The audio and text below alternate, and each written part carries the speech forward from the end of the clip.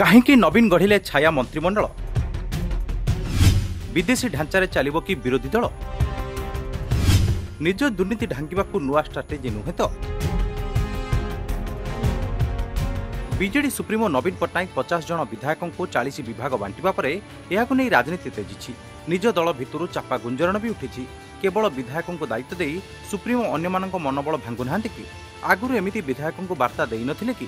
ଏମିତି ନାନା ଚର୍ଚ୍ଚା ଭିତରେ ସବୁଠାରୁ ବଡ଼ ଚର୍ଚ୍ଚା ହେଉଛି ବିଧାୟକଙ୍କୁ ବିଭିନ୍ନ ବିଭାଗ ଦେଇ ଏହା ପଛରେ ଆଉ କିଛି ମାଷ୍ଟର ପ୍ଲାନ୍ ଚାଲୁଥାଇପାରେ। 24 ବର୍ଷ କାଳ ରାଜ୍ୟରେ ବିଜେଡି ହିଁ ଶାସନ କରିଛି। କେଉଁ ବିଭାଗରେ କ'ଣ କାମ ହୋଇଛି ତା ଦଳକୁ ଭଲ ଭାବରେ ଜଣା।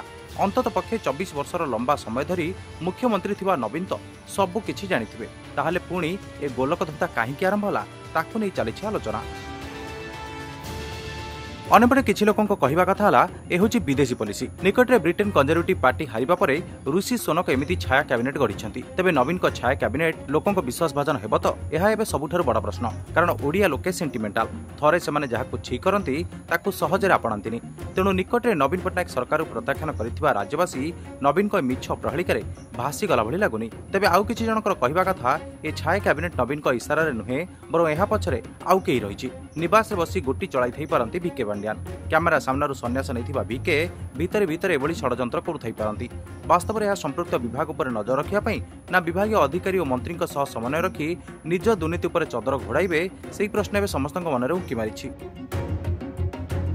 ଗୋଟିଏ ପଟେ ନବୀନଙ୍କ ବିଶ୍ୱସନୀୟତା ଉପରେ ବିରାଟ ପ୍ରଶ୍ନଚିହ୍ନ, ଅନ୍ୟପଟେ ବିଧାନସଭାରେ ବିରୋଧୀ ଦଳ ନେତା ଭାବେ ଗୁରୁଦାୟିତ୍ୱ। ଗୋଟିଏ ନିକିତର ଦୁଇ ପଟେ ବାଜିରେ ଲାଗିଛି ନବୀନଙ୍କ ଭାବମୂର୍ତ୍ତି। 24 ବର୍ଷ କାଳ ଧଳା କୁର୍ତ୍ତାରେ କଳାଦାଗ ଲଗାଇବାକୁ ଦେଇନଥିବା ନବୀନ ଯେବେ ସରକାରରୁ ବିପକ୍ଷକୁ ଯାଇଛନ୍ତି ତାଙ୍କ ରଣନୀତି ଉପରେ ରହିଛି ସମସ୍ତଙ୍କ ନଜର।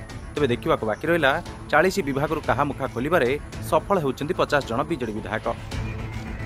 ବ୍ୟୁରୋ ରିପୋର୍ଟ, ଆଜ ଲାଇଭ୍।